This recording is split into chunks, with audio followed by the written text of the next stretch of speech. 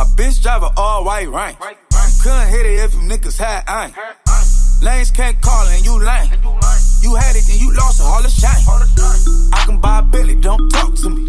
For a show 150, don't talk to me. As a disclaimer before I start this video, let me just start off with this. The MVP race this season is probably the most competitive and closest MVP race that we've had since the 2006 MVP, which was won by Steve Nash.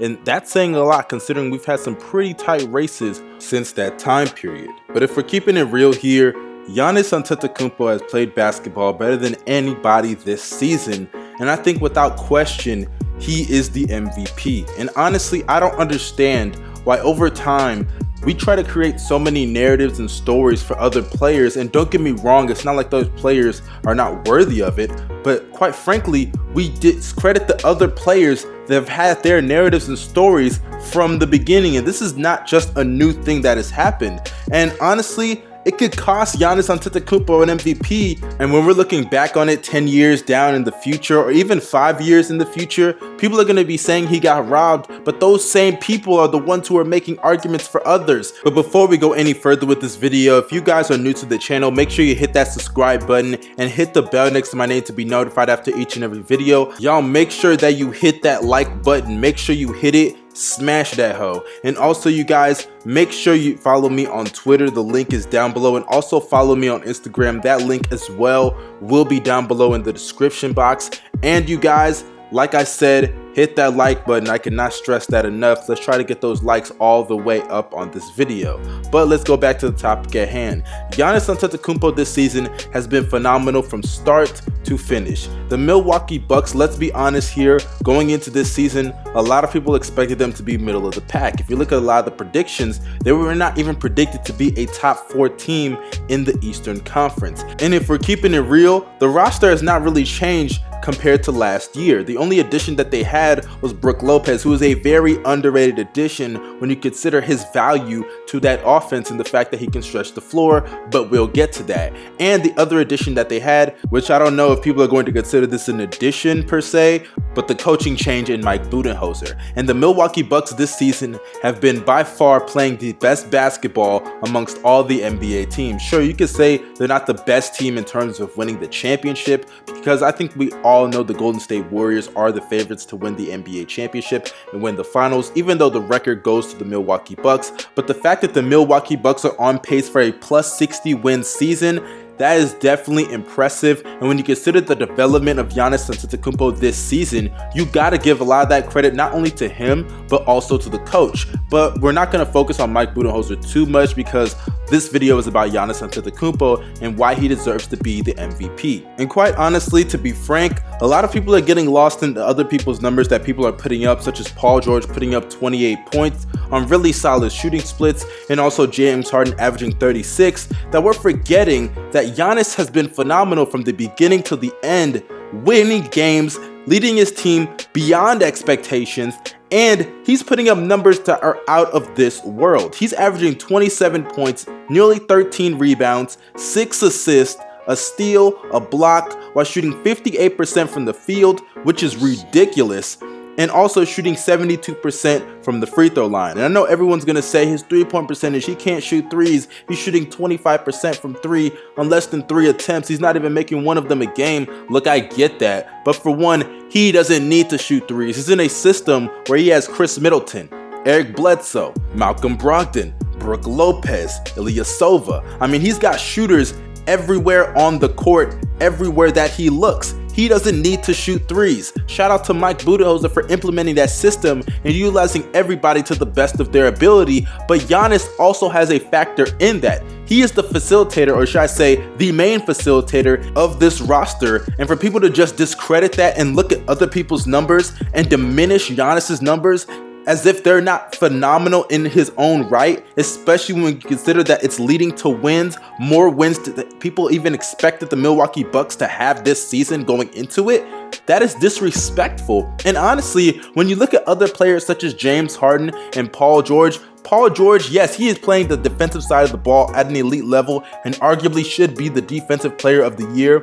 James Harden is not. And quite frankly, sure, the steals are there, but steals are not all it is to basketball. Allen Iverson has led the league in steals. Steph Curry has led the league in steals. It is a part of defense, but it's not all when it comes to defense. James Harden is not a great one-on-one defender. James Harden in the post, I think he's very underrated, but he's not great in that area. Giannis Antetokounmpo can guard 1 through 5. That whole rumor that people have spread about LeBron James guarding 1 through 5, that is a true fact for Giannis Antetokounmpo. He can switch on pick and rolls, he can stay in front of point guards, he's a good shot blocker and can defend the rim. He can do everything on the defensive side of the ball at least an above average level. And people are talking about Paul George, Rudy Gobert, Kawhi Leonard in the Defensive Player of the Year discussion, but I definitely think Giannis Antetokounmpo is among the 5 best defenders in the NBA and should be in the discussion for not only the MVP, but also for the Defensive Player of the Year. So that argument that people want to use for Paul George, that he plays both sides of the ball and is probably the #1 candidate for the Defensive Player of the Year, you can make that same exact argument for Giannis Antetokounmpo. And I know people are going to bring up the help argument because that's always the #1 argument people use to deter the front runner for the MVP. What about help? Giannis Antetokounmpo, he has more help than James Harden. James Harden has had to deal with injuries to Chris Paul, Capella. Russell Westbrook isn't even playing that good.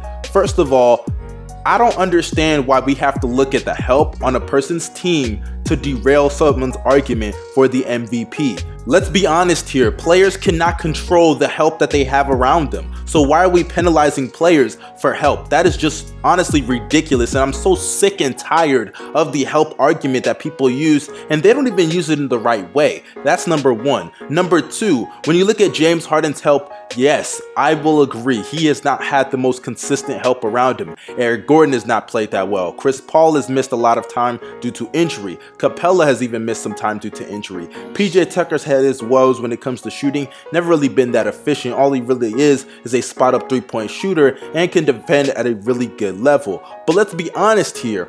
How does that affect Giannis Antetokounmpo's MVP argument? Let's just be honest. That's just a credit to how great James Harden is as a player. And let's be real here. Ever since Chris Paul's come back, he's been relegated to being a role player.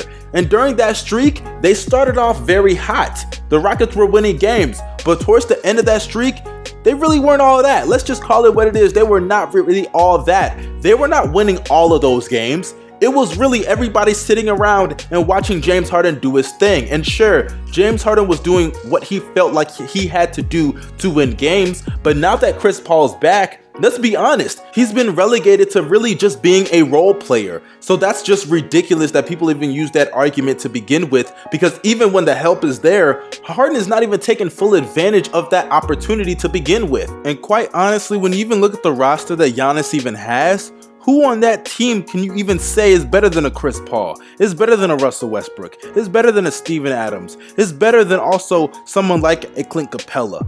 None of them. Chris Middleton, sure, he was an all-star, but let's be honest here, he only made it because he's in the Eastern Conference, and I can name numerous players that didn't even make it in the West that should have made it over someone like a Chris Middleton. Example, Tobias Harris, or even Clint Capella, who's also on James Harden's team. And then when you look at Paul George chose to stay in Oklahoma City, because since you want to talk about the help that Giannis Antetokounmpo has, and he can't control that, let's talk about what the players can control. Paul George chose to stay in Oklahoma City. He made that choice on his own. He signed that contract, whether it was due to financial reasons or he just loved staying in Oklahoma City. He loved playing with Russ. He knew what he was getting himself into. And it was even reported that Paul George likes Russell Westbrook very much. He likes playing with him. So he knows the flaws just as much as he knows the strengths of Russell Westbrook. So that's out of the discussion. I honestly don't even want to hear people bring up that Russell Westbrook has not been playing very well, especially on the offensive side of the ball, or should I say primarily on the offensive side of the ball. And you could even say the same thing for Harden. He advocated for them to re-sign Capella. He advocated for them to re-sign Chris Paul, especially Chris Paul, because Chris Paul has had numerous injuries dating back to his time in New Orleans, not just the Clippers, but even in New Orleans, that has damaged their seasons. So when it comes to the help argument, it's stupid that you want to criticize Giannis for the help that he has, even though he didn't even pick out the roster. But you're not going to criticize Paul George or James Harden, even though they either advocated for players to be re-signed that they knew were injury prone, or they chose to stay in a situation that knew what they were getting themselves into. Paul George should have known the type of player that Russell Westbrook is, and James Harden should also know the type of player that Chris Paul is. He's an injury-prone player. That's what he is at this stage in his career. And the fact that people are not going to use those arguments against those players, but they're going to use it as an aid for Giannis's deterrence as the MVP, that is flat out ridiculous. But in conclusion, let me leave y'all with this. Giannis Antetokounmpo from the beginning of the season has been putting up MVP-like numbers that are ridiculous and out of this world. He's playing both sides of the ball. He's leading his team to more wins than anybody even predicted they would have going into this season. And quite frankly, he is the MVP. And if you think other people are, it's no shame in that thinking, but to deter what Giannis has done just so you can put certain people on pedestals, when the arguments that you're making for those players, you could say the same thing for Giannis, and you could even say it in a better way, which proves that he is the MVP, especially over those players. I'm not saying those players are having bad seasons. They are having MVP caliber years, but that's how this always goes. Why is it that every year we try to derail someone's MVP season by looking at someone else when they're having some type of hot streak? It's not new what Paul George has been doing. Sure, James Harden went on a streak, but look at the W's and the losses. Not just during the streak, but also during the beginning of the season when the Rockets were straight ass. Giannis is the MVP, and quite frankly, it's disrespectful what people are doing to him, trying to derail his MVP season. So y'all in the comment section, y'all let me know your opinions on this video. Subscribe to the channel if you're new, hit the bell to be notified. Follow me on social media, especially on Twitter and Instagram. Those links are down below in the description box. Make sure you drop a like. Make sure you do that right now. Drop a like down below. Also, you guys have a great day. This is your boy Young Mustard signing out. Peace.